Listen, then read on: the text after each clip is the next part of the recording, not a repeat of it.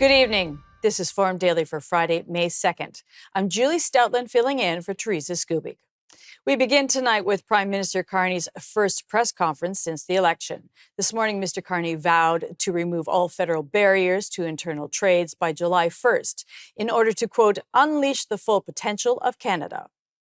As I stressed on election night, I am committed to working with others, governing as a team in Cabinet and caucus, and working constructively across parties in Parliament, working in real partnership with provinces, territories, and Indigenous peoples, and bringing together labor, business, and civil society to advance the nation-building investments that will transform our economy. In the coming weeks, I will unveil more of our plans to engage with Canadians as we embark on the biggest transformation of our economy since the end of the Second World War. This will be an incredibly exciting time as we take control of our economic destiny to create a new Canadian economy that works for everyone. We will begin to set out that new path for Canada with a new cabinet to be sworn in on the week of the 12th of May and the recall of Parliament on May 26th. We will have the privilege of welcoming His Majesty King Charles III, who will deliver Canada's speech from the throne on May 27th. Her Majesty the Queen will join this visit. This is an historic honor which matches the weight of our times. Mr. Carney was also asked about the prospect of a federal by-election for Pierre Poilievre to run in, with the Prime Minister stating that there will be no games played on his part and that if the Conservatives trigger a by-election, that he will have that by-election as soon as possible. The Prime Minister offered an update on Canada-US relations and his phone conversations with President Donald Trump. What specifically do you want to get out of your first in-person meeting with President Trump, and will you be focused on trying to get the tariffs lifted? Thank you for the question. For the first meeting, as I mentioned in my remarks, and the President and I discussed when we had our constructive call, there are two sets of issues. There are the immediate tariffs, both sectoral and so-called reciprocal and fentanyl tariffs, and then there is the broader relationship. So addressing both sets of issues. We'll see how that progress goes. It's important to get engaged immediately, which has always been my intention, has always been his intention, and I'm pleased to have the opportunity for quite a comprehensive set of meetings that will take place on Tuesday. How do you avoid an Oval Office ambush like we saw happen to President Zelensky? Look, I go there with the expectation of constructive, difficult, but constructive discussions. That's the spirit of the conversations that the President and I had.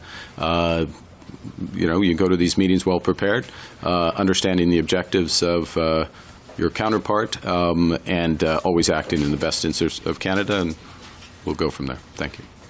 And lastly, when asked if the Liberals would form a formal relationship with the NDP, the Prime Minister clearly stated that he would not be doing so. Mr. Carney, will you be pursuing a formal governing pact of any kind with the NDP? No. Short answer, no. And why not? Why? That's my response. We campaigned on a very clear set of objectives, very clear policies to back those up, and we received the highest number of votes in Canadian history. Yes, it is not quite a majority, but highest number of votes. As I said moments ago, majorities in 7 of the 10 provinces, seats in all the provinces, highest vote totals and deputy counts in a number of those provinces. And it's also a style of governing as well, which is in order to do what we need to do as a country, we will need to work in partnership with all the provinces, with Indigenous peoples. Yes, obviously, by definition in Parliament, we will need to get majority support to pass legislation. But this is legislation that Canadians, or at least we will be putting forth legislation that's consistent with our platform. In a rare but strategically significant political move, Conservative MP-elect Damien Carrick has announced that he will temporarily resign his seat to allow Conservative Party leader Pierre Poilievre to contest a by-election in the Tory riding of Battle River-Crowfoot. Mr. Kirk said in a statement that, quote, "It has been a tremendous honor to serve the good people of Battle River Crowfoot. But after conversations with my wife, Danielle, and party colleagues, I've decided to step aside to allow our leader the opportunity to enter the House of Commons and lead our movement from the front lines. Mr. Kirk will need to be sworn in as an MP before he resigns his seat." The president of the Canadian Federation of Independent Business says they're looking forward to working with the new Liberal government and opposition to help deal with the tariff battle with the U.S. and China. Dan Kelly says it was good to hear Prime Minister Mark Carney and Conservative leader Pierre Poilievre pledging to work together to address the threat of U.S. tariffs. Mr. Kelly says that small business confidence is near record lows. The CFIB is forecasting an extremely difficult second quarter for the Canadian economy. We spoke with Michelle Auger, Senior Policy Analyst at the CFIB, about the impact tariffs are having on Canadian small businesses. The sort of on and off nature of the tariff is certainly causing quite a bit of impact on small businesses. We know that 4 to 5 SMEs, small, medium-sized businesses, are impacted by the current tariff situation. It's really causing, urgent economic challenges for a lot of entrepreneurs, where currently they're facing things like, increased costs on supplies and loss of contracts with U.S. clients. It's also the situation has also caused lower consumer demand, and so there's lower needs for their products currently as well. So it's just caused quite a bit of impact to a lot of small businesses across the country. We also discussed what impact Canada's punitive tariffs will have. A lot of small businesses have been supportive and have kind of had this united front that Canada does need to stick up to the US. In fact, our members, about 70% were supportive of those retaliatory tariffs. But now, as we get longer into this ongoing trade war, we're seeing that support go down week after week. And so every survey, we've kind of seen that support for retaliatory tariffs reduce. A lot of businesses are telling us anecdotal stories that as they're importing products, it is costing them quite a bit of money in surtaxes. And so one of the key messages we've been telling the government is that those counter tariff, that money that's being collected, those taxes, needs to be returned to small businesses immediately to help reduce some of the impacts that they're feeling. And finally, we touched on the current state of small business confidence, which the CFIB reports is at near record lows, and how these levels compare to past economic periods. Our business barometer does record business confidence, and in fact, it has dipped to an all-time low. When you compare it to COVID period, it really is at that same level. It's all the uncertainty that is currently being caused by the on and off nature of these tariffs, and then you add the compounding effect of the Chinese counter tariffs. It just has created an environment that is really hard for entrepreneurs to even understand what's happening from one day to the next. And as we were going through an election, we didn't really have much of a government in place, right? So it just added an extra effect to the whole situation.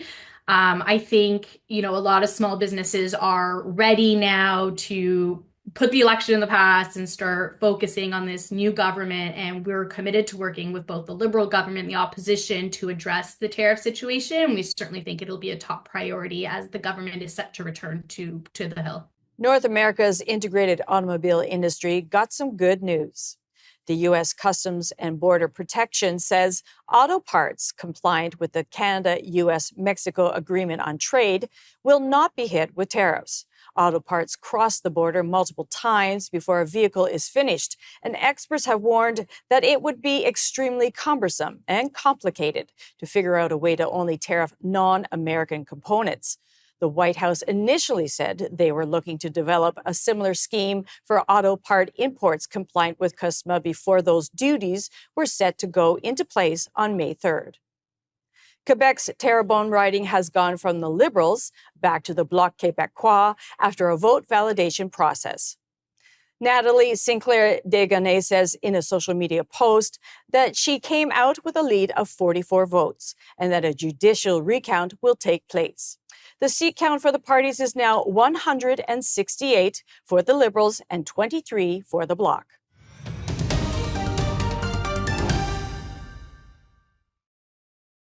Alberta Premier Danielle Smith deflected accusations on Thursday that she is stoking the fires of separatism, despite moving to lower the bar for holding a referendum.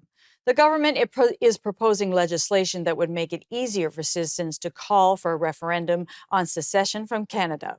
Do you have a breaking point where you would then consider independence? I would always allow for citizens to put forward their own ideas about what they think our path forward should be. I've put forward my ideas of what I think the path forward should be. It's the Alberta Sovereignty within a United Canada Act. It's affirming our Constitution. It is doing the kind of advocacy that we have, doing the legal challenges that we have, and engaging in diplomacy and trying to figure out if we can find a pathway. I did that in my very first conversation with Mark Carney's predecessor, and I will do the same thing with him. That's my job to do. The government's move is drawing heated condemnation from Indigenous leaders who warn that it would violate treaties. The rapid integration of artificial intelligence in politics has started to reshape democracy worldwide. AI is being used to analyze voter behavior, craft targeted campaigns, and amplify political narratives through social media. These campaigns can include misinformation, deep fakes, and algorithmic bias in order to reach a target audience, raising concerns about political integrity and public trust, from AI-generated propaganda to automated bots influencing online discourse.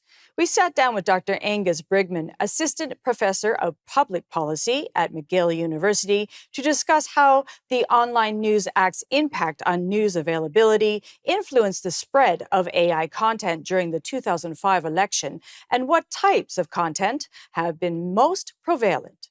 During this election, news was not widely available, direct from source on Facebook, Instagram, and to a certain extent, X as well.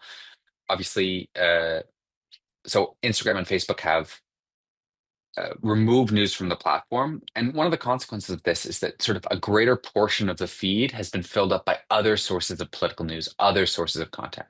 Canadians continue to say they get their news from that platform. But what that actually means now is that there's a lot of that AI slop or sort of kind of generated news accounts that are generating content, producing content that isn't sort of direct from source and doesn't have that same rigorous sort of journalistic standards and fact checking that you would typically see. So on those platforms, for sure, the overall quality of political information has gone down. We also see it going down on X because of sort of this link tax that's applied to their algorithm. So generally, news is much less available on social media. And as a result, kind of what people saw during this election was a lot more AI generated content, was a lot more very kind of like news light content. There's two different types of AI content that we really saw kind of at scale. The first is sort of partisans or people who are highly politically motivated using AI to generate images of sort of an opposing party leader or their preferred party leader. And sort of sharing them in like comical, kind of satirical. It's like a little bit more like the new age of political cartoons. They can be funny, they can be memes, and they tend to get actually a fair amount of pickup. It's not outright disinformation, though. It's just using sort of these tools to create interesting content. So that's kind of one part. In some ways, that's a real relief that hasn't been used for real disinformation. There was a lot of concern that sort of like some of the leaders would be impersonated in video or in audio, and it would be done with intent to deceive. We saw a little bit of that, but not kind of at the scale we were really worried about. So that's the first one. The second one is really this phenomena that we saw across social media platforms where there's this sort of content farm that was producing ads, promoting ads across Facebook, Instagram, X, and other kind of online platforms. And that was using AI generated fake news websites along with images and caricatures of party leaders to push crypto scams. And that was sort of really done at scale. And one of the interesting things that happened during the election is that a lot of those crypto scams became much more political. I think Canadians were paying more attention to the news. There was more news about politics. And so that kind of got ingested into these AI feeds. And then they started producing articles like Carney destroys Polyev in 5 seconds during the debate. You'd read it and you go, how is the AI generating this content? Well, it's doing it because of the political saturation. And so that's quite kind of an interesting phenomenon and could have potentially changed a few folks' minds. Although really that was a rent-seeking kind of crypto scam that was largely responsible for that content. And Meta really was not able to take it down kind of fast enough during the election. So Canadians really saw a lot of this content. We also discussed how newer social media platforms are shaping political engagement. Platform evolution is sort of fascinating, the way people move from platform to platform. And to a certain extent, behavior is sticky. People stay on the platform they're comfortable with the interface, their network is there, they stay. But one of the major things that's happened is because X has moved dramatically to the right, not just in Canada, but around the world, what we've seen is sort of a shift to some of these other platforms. And so the sort of two notable winners in the 2025 election are Blue Sky and TikTok.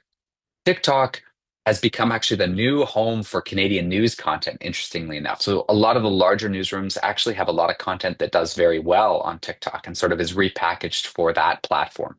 But that's really just large news outlets. It's not the smaller ones. So TikTok has sort of seen that and tends to lean a little bit more left, but there's a lot of right-leaning content there. One thing I'll say about TikTok, though, is that politicians generally aren't active on it. It's news organizations and influencers, so it's a very different kind of mix-up of information than you would get on some of the more traditional platforms. The other one is Blue Sky, and Blue Sky is just fascinating. So 27% of Liberal candidates this election had Blue Sky accounts. Um, I don't know the exact number for conservatives, but it's basically negligible. There's no engagement with conservative content on that platform, but a lot with liberal content, to the point where this is sort of the first election we saw it. And I think the overall engagement is about a third of what liberal engagement was on X. So it's still smaller, but it grew very rapidly. But really importantly, on Blue Sky, there are no real conservative voices. And so what we're seeing is this splitting up of the information environment where it used to be that you would have echo chambers within platforms. So you would say, on X, I get exposed to just content from kind of my ideological community. But at least you kind of knew there was another part of X, and at least there was some dialogue, some adding back and forth, and there were some conversations. We're going into a potential future where conservatives and right-leaning Canadians are on X, left, like center and center left Canadians are on Blue Sky, and they don't talk to one another, and they're kind of splitting across platforms. And finally, we touched on what steps can be taken to reduce polarization caused by social media platforms in future elections. It's the million-dollar question. There's a role for everyone to kind of play here. There's a role for government to get a better handle on regulating the platforms and helping them or helping kind of Canadians have some transparency about what's going on. So this is sort of mandated data access, risk assessments, maybe like are imposed currently in Europe on some of these major platforms.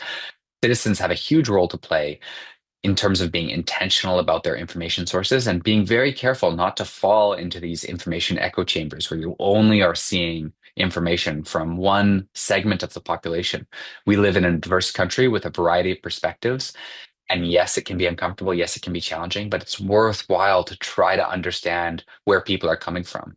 And one of the things that I've been saying throughout the election that I think is very powerful is that if people live in your community, even if you disagree with them, ultimately you have the same goal for the community. You want it to be a livable place. You want it to be an inclusive place. You want it to be a place where Canadians can thrive. And so if you start from that basis, it's like, if this person is a member of my community, at least you can sort of have a conversation. So it's worthwhile following content creators, news outlets, et cetera, who care about the community. Now, you can only go so far with that, but definitely some intentionality. We saw it a lot from Canadians during the election. Canadians were being more intentional with their grocery store habits and with their information consumption habits. So hopefully that will kind of continue. And then the platforms have a big role to play as well. In terms of creating spaces that are open to a variety of political perspectives, that host news, that host political content, and do so in a way that doesn't exclude certain communities or marginalize So there's a lot to do there, and maybe I'll just my last sort of the last group that has a role is the research community and the civil society community that I'm part of, which is trying to provide a huge amount of transparency and accessibility for Canadians. The information space is incredibly confusing, it's incredibly segmented and fractured, and so trying to understand that and any information we can provide to Canadians to help them make informed decisions is going to be important. The Assembly of First Nations is joining calls for Hudson's Bay to immediately return its ceremonial items and a halt in the sale of artifacts. National Chief Cindy Woodhouse-Neepanek says some items may represent vital and genuine aspects of cultural heritage and identity. The latest call to return any cultural, ceremonial, and sacred items to the Indigenous communities comes after an Ontario judge gave the Bay permission to move forward with an auction of over 44,000 artifacts and art pieces. Preparations for the conclave accelerated today in Vatican City with the installation of the chimney out of the Sistine Chapel that will signal the election of a successor to Pope Francis. The installation is a key moment in the preparation for next week's conclave. After every 2 rounds of voting in the chapel, the cardinals' ballots are burned in a special furnace to indicate the outcome to the outside world. White smoke would mean there is a winner. Coming up after the break, we'll have our weekly energy update with Dan McTeague, president of Canadians for Affordable Energy.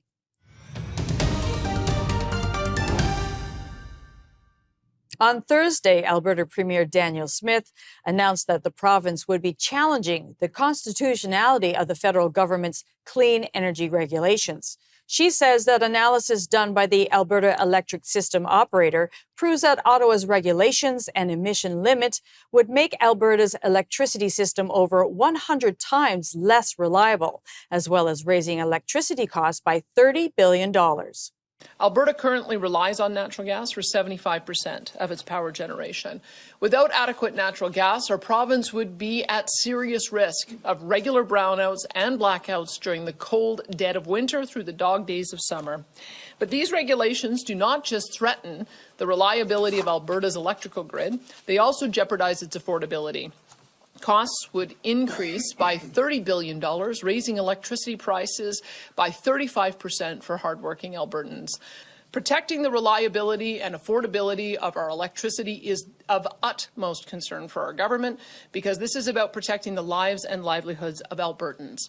And what did the feds tell us, Alberta, when we tried voicing our very real and serious concerns about these regulations? They told us, too bad, we're going to do it anyway. In fact, they refused to work with Alberta or listen to Canadians while developing their net zero electricity regulations. Do they really expect us to just freeze in the dark? Sadly, such uncaring arrogance is typical of this Liberal government. And that is why last November we introduced the first Alberta Sovereignty Within a United Canada Act resolution so that our province could take strong and effective action against these destructive regulations. And today, we are taking another step to protect Albertans' livelihoods by challenging the constitutionality of the net zero electricity regulations in the Court of Appeal of Alberta, and we look forward to making our case. Alberta will no longer tolerate having our livelihoods threatened, our industries targeted, and our resources landlocked by Ottawa. We will not accept their reckless and dangerous policies that will harm our economy, stifle our energy industry, jeopardize the reliability of our electricity grid, and raise electricity prices for Albertans. Prime Minister Mark Carney must immediately commence working with our government to reset the relationship between Ottawa and Alberta with meaningful action rather than hollow rhetoric. We will not sit by quietly. Albertans expect to be treated with fairness and respect, just like any other province in this country. Our government will not blindly accept unconstitutional net zero regulations that put Albertans in harm's way.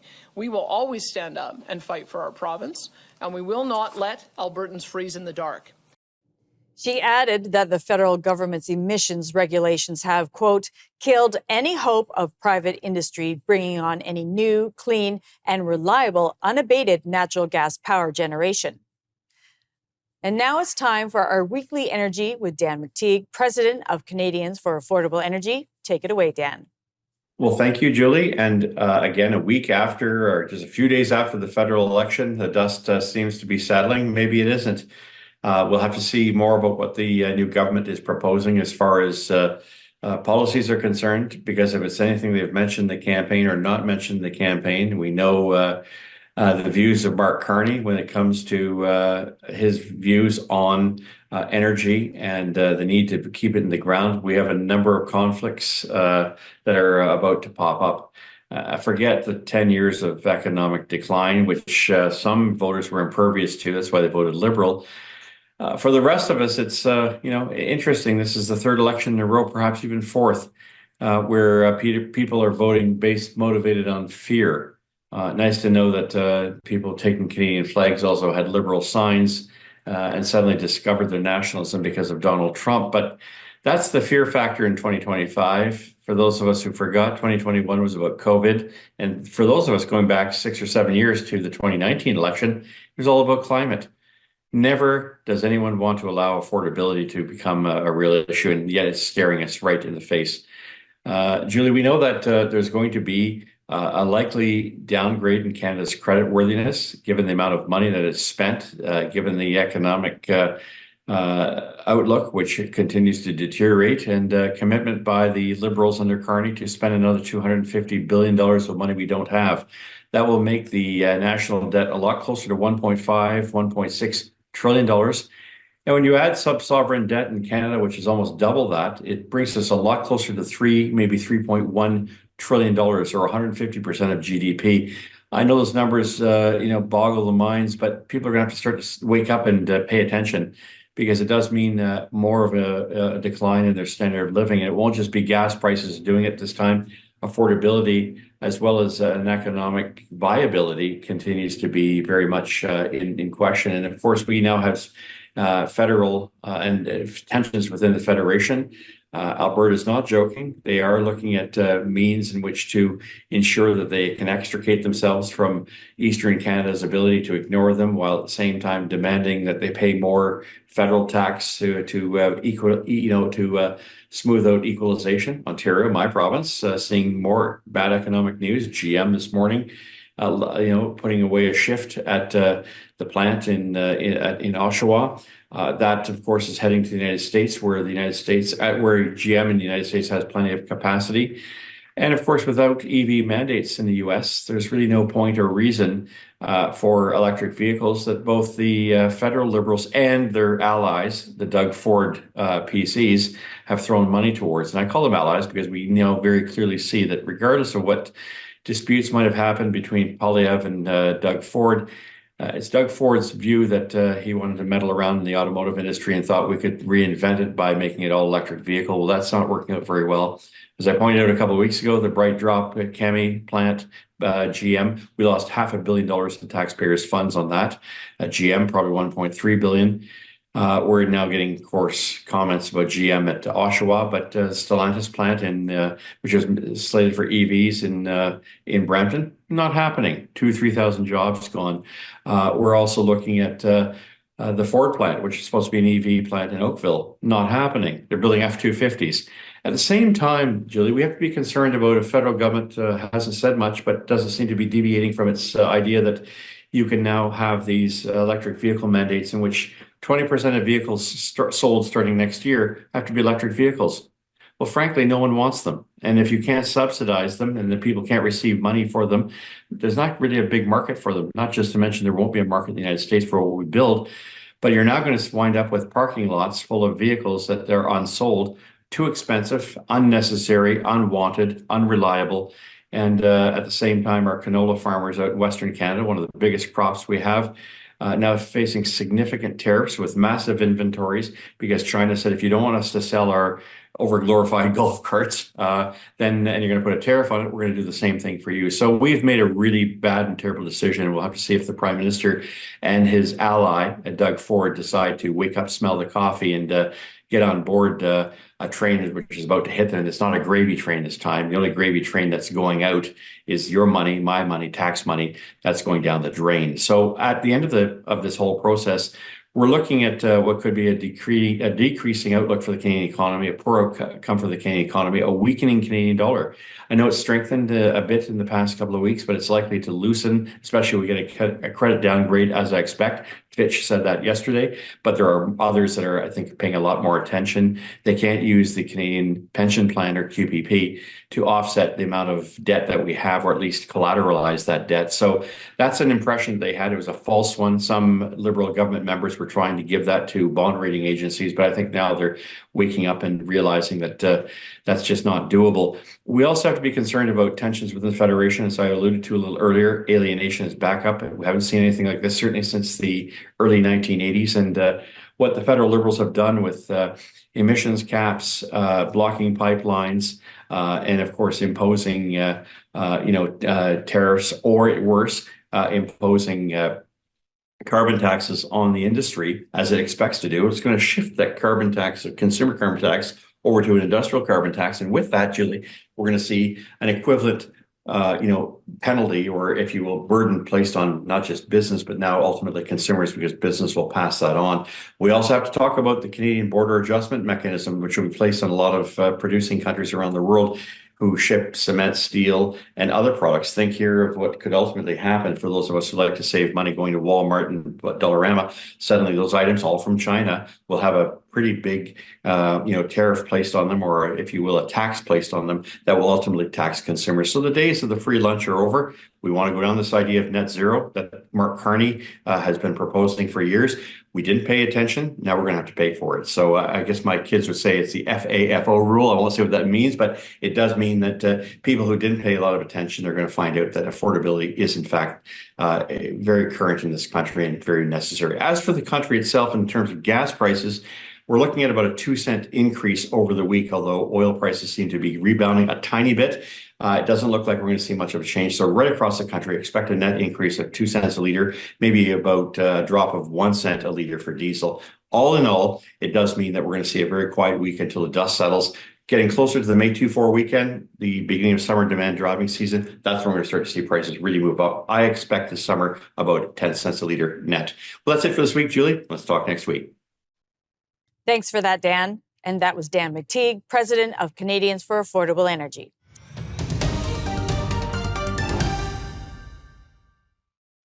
BC Infrastructure Minister Bowen Ma says that new legislation will speed up major public and private projects, including mines and other natural resource enterprises. Premier David Evy's government has previously promised to speed up permitting to improve the provincial economy after last year's election, then amid tariff and annexation threats from Donald Trump. That's why my ministry was created last November, to help get priority projects like schools, like hospitals, like student housing on campuses built faster. The Infrastructure Projects Act, which I had the honor of introducing today, is an important step towards delivering these projects more efficiently. And if passed, the act will allow government to speed up approvals for infrastructure projects that will significantly benefit people and communities, including some designated projects delivered by other partners. These other projects could be delivered by Crown corporations, local governments, First Nations, and the private sector. They would need to create significant economic, social, or environmental benefits for people in BC, and are, for example, projects that contribute to the priorities of British Columbians. Projects like public infrastructure, those that contribute to food security, access to critical minerals, and replacing U.S. imports. I know there will be questions about whether this act might be used for projects like low-barrier housing or safe injection sites, and for greater assurance to the public, the answer is no. In essence, this legislation will enable government to expand on work already underway to reduce redundancies, not standards, but redundancies, so that we can get shovels in the ground faster. Ms. Ma says that the Infrastructure Projects Act, tabled on Thursday, will designate projects that are significant to the province and oversee the planning, procurement, and delivery of major capital projects. Today is a day of mourning in British Columbia for the victims of the deadly attack at a Lapu-Lapu Day festival celebrating Filipino heritage. 11 people died and several others were injured after an SUV sped through a crowded street at the event last Saturday. One of the events to mark the day of mourning and remembrance was a Mass at the Holy Rosary Cathedral in Vancouver. A teenager who lost his family in a ramming attack at a Vancouver festival is thanking those who donated to a fundraising campaign. In a video statement on social media, 16-year-old Andy Lee thanked those who donated to the GoFundMe campaign and said that he'll give about half of the proceeds to other victims. Hello everyone, my name is Andy Lee. I would like to thank everyone who has donated to my GoFundMe campaign. And from the bottom of my heart, thank you all so much. I truly appreciate each and every one of you. And I know that many other families are hurting too, which is why I like to donate $266,000 to the other victims from my GoFundMe campaign. I want to continue living with my grandparents who has helped raise me and truly love me. Thank you all so much for your support. Mr. Lee's father, stepmother, and 5-year-old sister Katie were killed along with 8 others when an SUV raced down a street lined with food trucks. The fundraiser has amassed more than $500,000 so far. Ontario is set to study how it can introduce involuntary addictions treatment for people involved in the correctional system.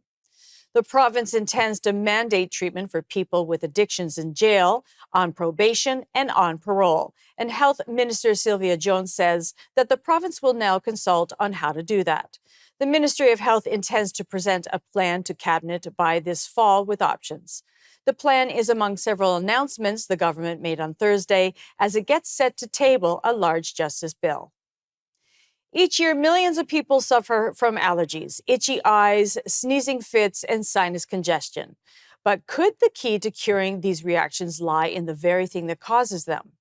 For many, relief comes in the form of medication, nasal sprays, and doctor visits.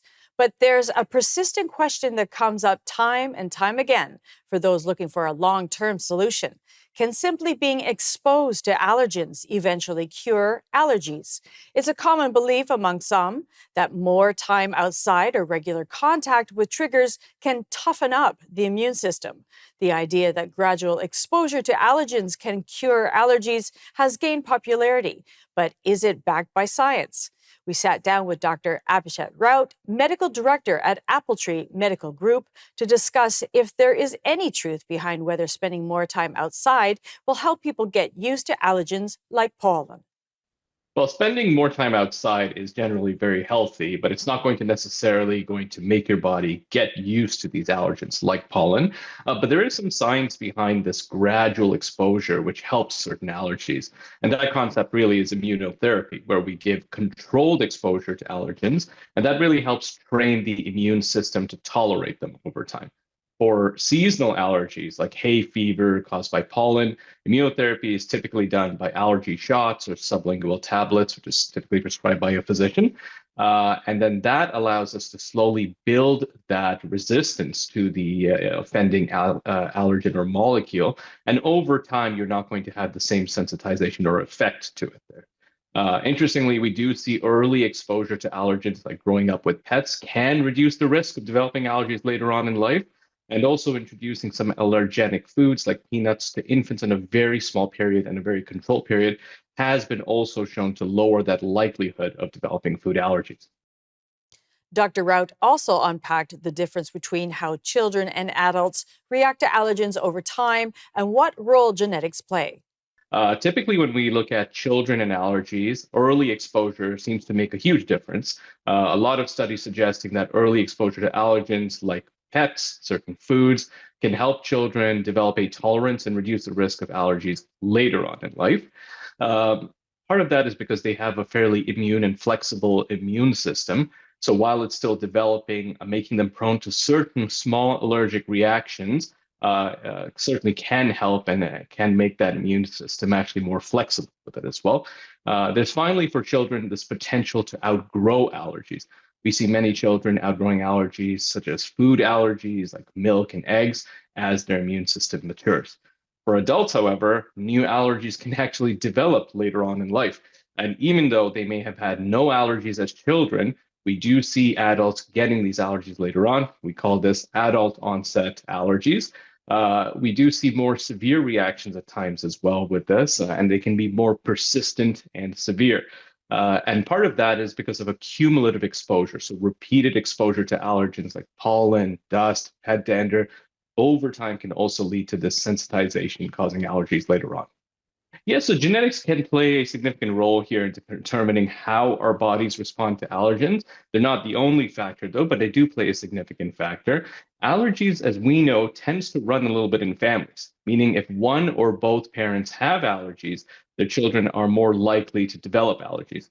How more likely? Well, studies do show if one parent has allergies, the child has a 50% chance of developing similar allergens. And if both parents have allergies, the risk jumps to 75%. So we do know that there's some genes here at play influencing how the immune system reacts to certain harmless substances like pollen, pet dander, or even food proteins. But having said that, it's not the only factor. There are people with no family history of allergies who will still develop them in later on. And this is, again, what we referred to before, which is the adult onset allergies, and certainly can be triggered by environmental factors, diet, viral infections, and changes in the immune system. Lastly, Dr. Rout discussed how the exposure approach is different for food allergies versus environmental allergies. Yes, we do find the exposure approach for food allergies and environmental to be a bit different. Food allergies, because they can be highly sensitive and they can be potentially life-threatening very quickly, we tend to not jump too much to exposure therapy as much because we want to decrease that risk of anaphylaxis.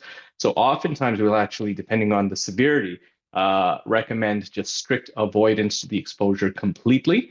And then in certain cases, we will use oral immunotherapy in a very, very controlled manner where we give a tiny amount of the allergen, such as peanuts, in a very, very controlled setting to build tolerance over time.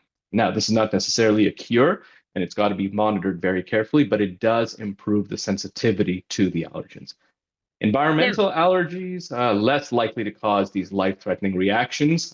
So in this case, we do use certain things like allergy shots or sublingual immunotherapy, which can introduce small allergens over a period of time.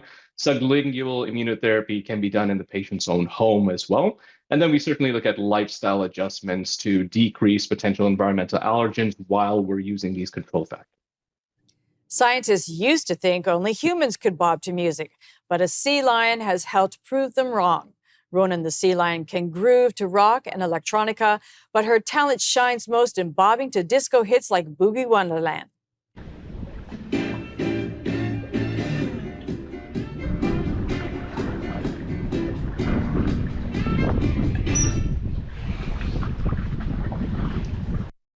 Her moves helped upend the long-held idea that only vocal learners like humans and parrots could learn to find a beat.